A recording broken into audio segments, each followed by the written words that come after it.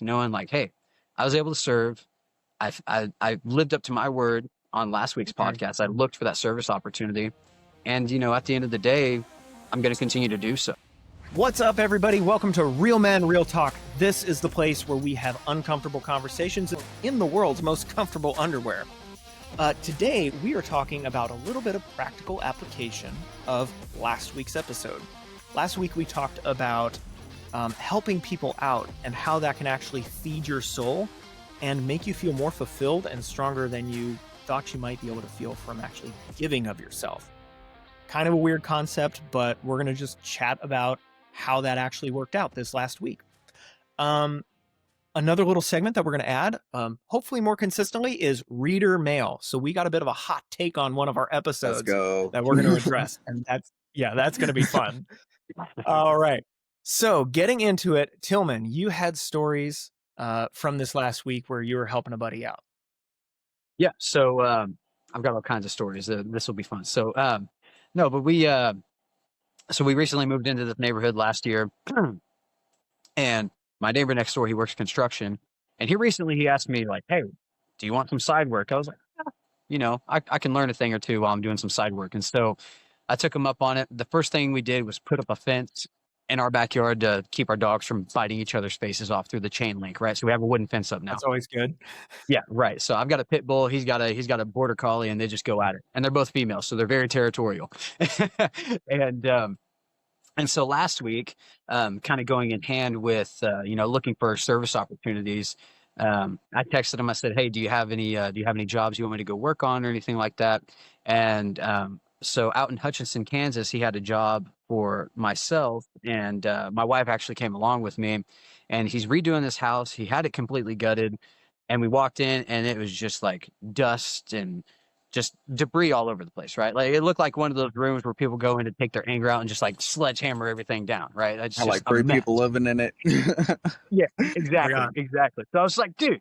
And so we showed up, and first thing we noticed, he didn't have a shop vac there. Glad I brought a shop vac. Second thing I noticed, I plugged in the shop vac. It didn't work. The outlets did not work at all. So we're like, gosh, dang it. And so he's like, no, it's fine. It's going to become a mess again. I just needed to clean up to be putting up drywall and put the windows in tomorrow, which was yesterday. And so my wife and I, we just put on some music and we started sweeping and everything. And when I tell you, like, I was blowing black stuff out of my nose like the whole day after that, it was crazy. Like I should have worn a mask, right? So little Plus the humidity is crazy. I know, man. It's just like, it was so heavy, right? It was so heavy. So we had like the whole house opened up the best we could. And but one thing that I really took away from it, well, yeah, he's like, we're getting compensated for it, but I look at it more of like, I'm helping him out because he's got a lot of jobs going on. And he told me, he's like, I've got all these jobs I'm doing, but I'm still looking for more. I was like, man, you know how to fill your plate up, don't you? And so he was like, yeah, so any help you can do is awesome. And so we went there, we cleaned it out, and it was honestly a lot of fun, right? It was a lot of fun. I was with my wife. It was, and we were sweeping, we were cleaning, and we killed some spiders along the way and everything. Those brown recluse, those nasty boogers, and so nasty. But what I took away from it though is just like, when you're serving, when you're serving others, you're still learning something for yourself too, right? So it's like my biggest thing is just like patience with myself, patience with others around me. And so I was really learning. Like I look at it now, and I was looking at it like, man, that was a good patience training session, if you will, right? So it's just like, man, this place is filthy. Like I hope we get it done in time before it gets dark because the lights aren't working. And I was just like, but we got there, and like I said, we were sweeping, we were picking up a bunch of debris, a bunch of lumber, getting the trash out. We cleaned up on the outside, and when we were done, we sent him pictures, and he quotes, "Dang, that looks amazing." And so that made me feel really good. And he was like really impressed. And then he went back yesterday. And he was like, dude, the house looked great. Like I was able to put the windows in. There was nothing in my way. I appreciate you guys so much.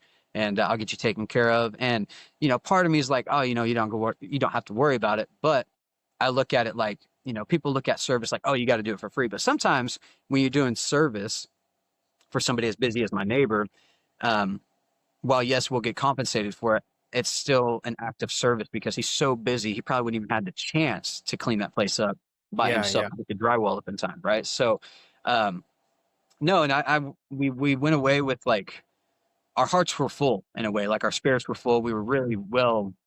What's the best word for it? It's like eating a very nutritious meal. We just felt so uplifted, and it was really cool to see like what all goes into, getting a house ready for drywall and everything too, right? So, when I looked at it like, I'm serving, I'm learning, and I'm happy doing it, right? And that's one thing too. Like you can't go into it like you can go into service with like a half-hearted mind, but you're always going to come out of it pretty well satisfied, right? That's what we talked about last week. And so the biggest takeaways I took from it were just like, hey, I want to do this more often. I want to find ways to serve, and I want to be able to help people with their project that they have going on, because I know in turn there might come a time where he can help us out too. And matter of fact, he probably will be helping me out with this freaking leaky faucet I have in my bathroom. So I think he's going to be coming over later this afternoon and helping us out with that. So it's like we're scratching each other's backs and we're making friends, right? And he's like, I think over time he'll become like an uncle figure to my son too, because he's talked about putting up a clubhouse for our son and stuff like that. So just kind of, oh, dude, it's so fun, right? And it's like, it's one of those things where, like I said, you just walk out of it satisfied. You walk out of it with a happy heart, and you're like, man, I can do more. And honestly, like I was exhausted, right? I was exhausted, but I felt like I was energized and ready to go for our Sunday activities. And that led into today, thank goodness it's Monday is always what I like to say. And then just like going into the week, knowing like, hey, I was able to serve. I lived up to my word on last week's podcast. I looked for that service opportunity. And, at the end of the day, I'm going to continue to do so, because I know that being selfless can be a little selfish because you're going to feel good, right? But, it's one of those things where personally, I always feel much better when I get something done and am helping other people, right? So it's like when you're helping other people, you can learn at it and you can be selfless with it. It's a game changer, right? So that's just that's the biggest takeaway I took from it. So that's like a double hunger where you can Literally, like go feel fulfilled, but also learn something to where you could apply it to your own life. So exactly. it's amazing. It's amazing. Yes. Yeah. Man, dude, like you're hitting on some things that I felt this last weekend, because I helped my buddy cut up a tree. And that's one of the things that I'm good at, like chainsaws, wood, throwing logs, like grew up doing that a number of years. Did it for work when I was, in some bad situations and needed money. So I just came out to my buddy's house, and I didn't want to do it at first. But then when I got there and I started talking to my buddy, we're just hanging out and just chatting.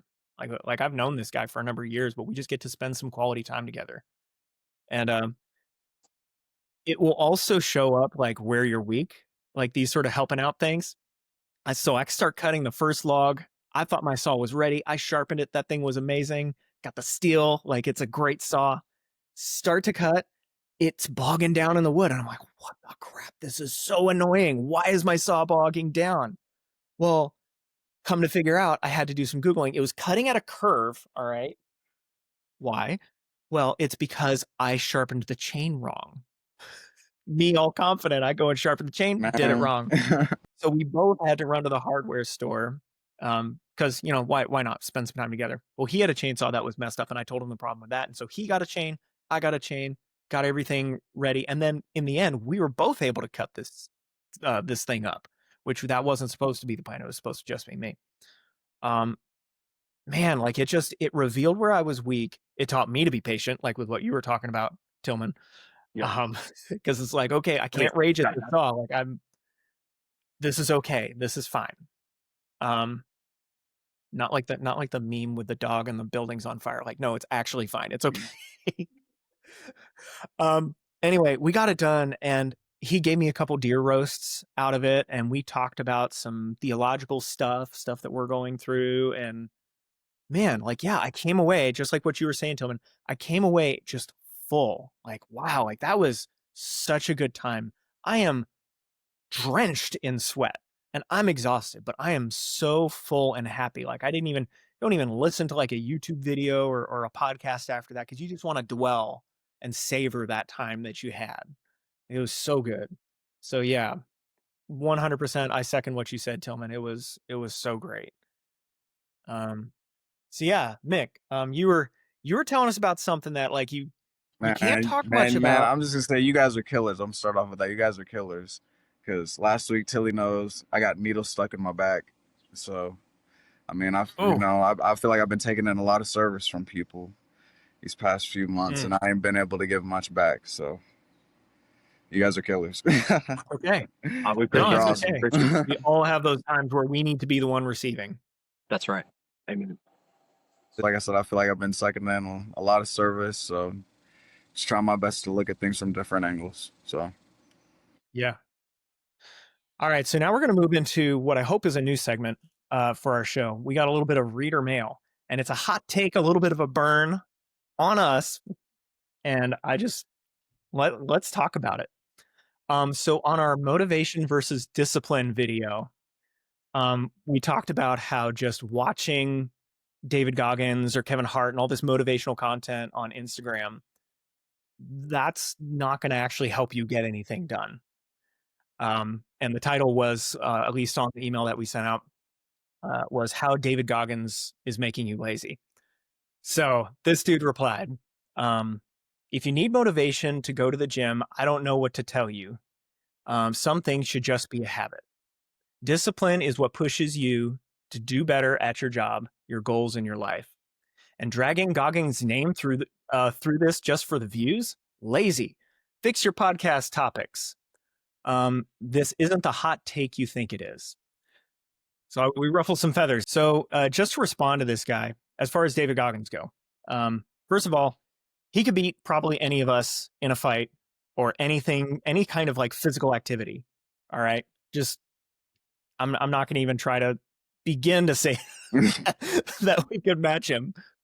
The point behind that was this idea that when you're scrolling through Instagram, it's easy to just like look at a video from David Goggins or Kevin Hart or any of these, Alex Hermosi, any of these people that are like just own the day. And like that might give you like a temporary little tiny spurt to like go and do something. Maybe, but most of the time we just keep on scrolling, if I'm really honest with myself. There's a difference between that and actually learning how this person lived and then applying what they lived. Because I bet if you live as David Goggins lives, you'll begin to look like he looks. So that was kind of what we were going for in that episode. And in all fairness to this guy who left this comment, like, it's kind of a fair point. Like, yeah, it's kind of for the views. And I mean, that's kind of the way it is on YouTube. Like you kind of play to the algorithm. So I get it. Note taken. And yeah, we'll try to do better, I guess. So that's my take on it. Tillman, I didn't know if you wanted to take a crack at that. No, I mean it's kind of like what yeah, I just like how you said, you might watch something, you might get a spurt of motivation, but most of the time people are going to keep on scrolling. And Mick and I were talking one day months ago, and we were talking about motivational content, and he said, sometimes people watch so much motivational content they get motivated to do nothing, right? And so Yeah. it's like you got to apply what you're seeing, got to apply what you're doing. And it's like you say, if you want to look like and talk like some of these guys, like David Goggins, Kevin Hart, whatever, you gotta kind of see the life they live and try to live like them. But yeah, that's just kind of what I took on it, and totally agree though. Like some things should just be done, yes, but some people need that extra, spurt of motivation. So Yeah. That's why we try to do life as a team.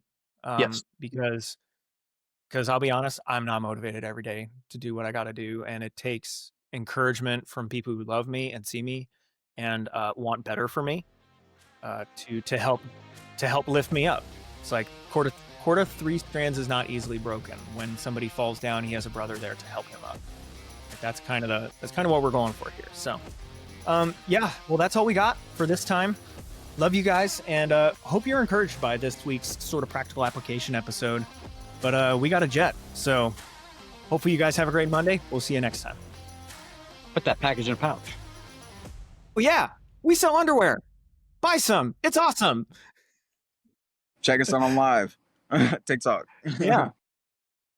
And share this with your friends. Wait, if you want to.